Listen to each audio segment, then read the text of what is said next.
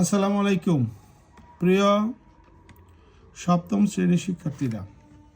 আজকে আমরা বীজগণিতীয় রাশির কিছু গুণের কাজ দেখব। সবার প্রথমে 1 নম্বরে যে গুণটা আছে সেটা দেখো, সেখানে আছে এবির সাথে XY এর গুণ। জি, বীজগণিতে গুণটা অনেক সহজ। সেটা হলো যদি ভিন্ন অক্ষর হয় শুধু অক্ষরগুলোকে পাশাপাশি আমরা কোনো চিহ্ন ছাড়া বসিয়ে দিব, তাইলেই আমাদের গুণের কাজ শেষ হয়ে যাবে। তার মানে এবির সাথে XY গুণ করলে AB XY। এবার 2 নম্বরটা, 2 নম্বর গুণের সময় আমরা গুণের সূচক বিধিটা কাজে লাগাবো যদি একই অক্ষর বিশিষ্ট সংখ্যা গুণ করা হয়। যেমন আমরা যদি এর সাথে বি এর গুণের চিন্তা করি, তাহলে আমরা জানি এ আর বি কে পাশাপাশি লিখে দিলেই আমার গুণ শেষ। এবার এই বি অক্ষরটা যদি আরেকটা মানে গুণ্য এবং গুণকে দুটার মধ্যেই থাকে, তখন আমরা এই গুণ্যের পাওয়ার এবং গুণকের পাওয়ারটা যোগ করে দেব। এখানে গুণ্যের পাওয়ার হচ্ছে 1 আর গুণকের পাওয়ার হচ্ছে 2, তাহলে 1 আর 2 যোগ করলে হলো 3। গুণের সময় একই অক্ষর বিশিষ্ট দুইটা রাশিকে গুণ করার সময় ওই রাশির উপরে যে পাওয়ার থাকবে তাকে যোগ করে দিতে হবে।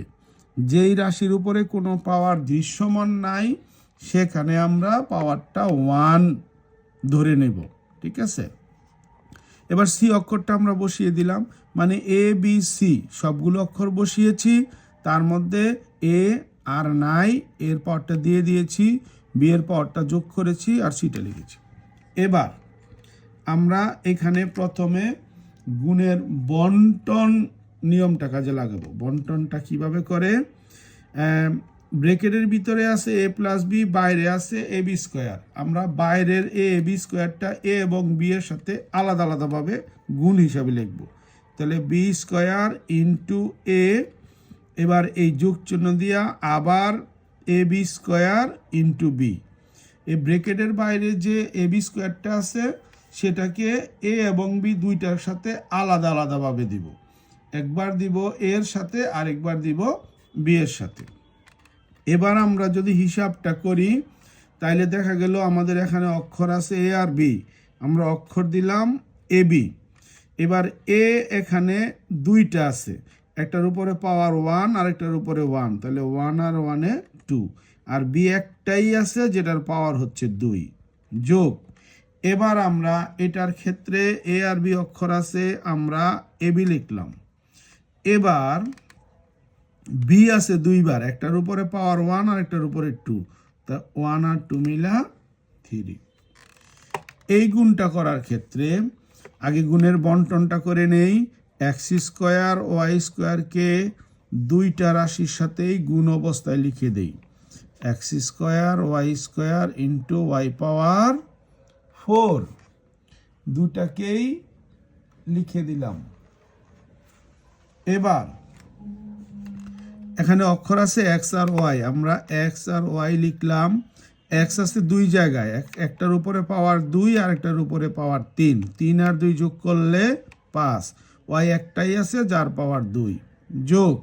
এবার আবার এক্স আর ওয়াই আছে, এক্স ওয়াই লিখে দিলাম। এক্স একটাই আছে যার পাওয়ার 2, 2 লিখলাম। ওয়াই দুইটা আছে, একটার উপরে হচ্ছে 2 আর একটার উপরে 4, 2 আর 4 যোগ করলে 6।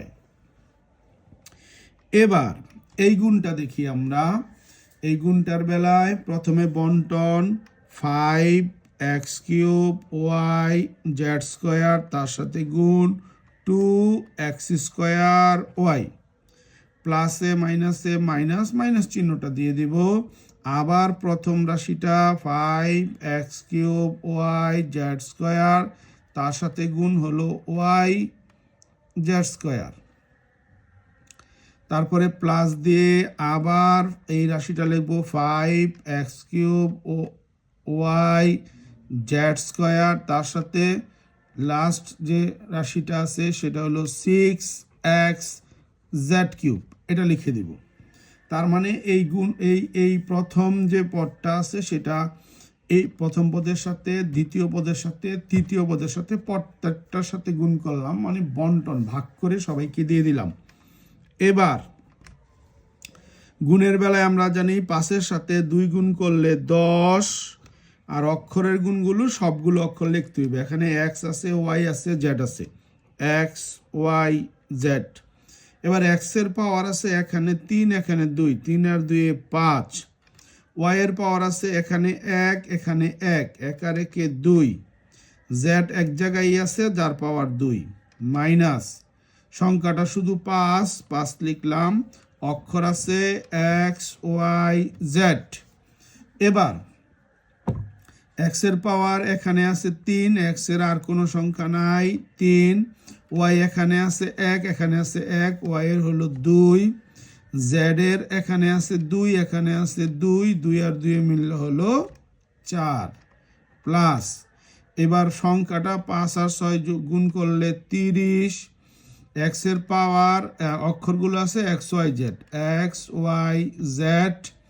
এবার এক্স এর উপরে আছে 3 আর 1 4, ওয়াই এর উপরে আছে 1, যেটা না লিখলেও চলে, জেড এর উপরে আছে 3 আর 2 5, এই 5। এইভাবে আমরা গুণের কাজ সম্পূর্ণ করতে পারি। তো তোমরা গুণগুলো দেখলে, এবার তোমরা বইয়েরও কিছু গুণ করার চেষ্টা করবে, ইনশাল্লাহ তোমরা সফলকাম হবে। পরবর্তী ক্লাস দেখার আমন্ত্রণ। আল্লাহ হাফেজ।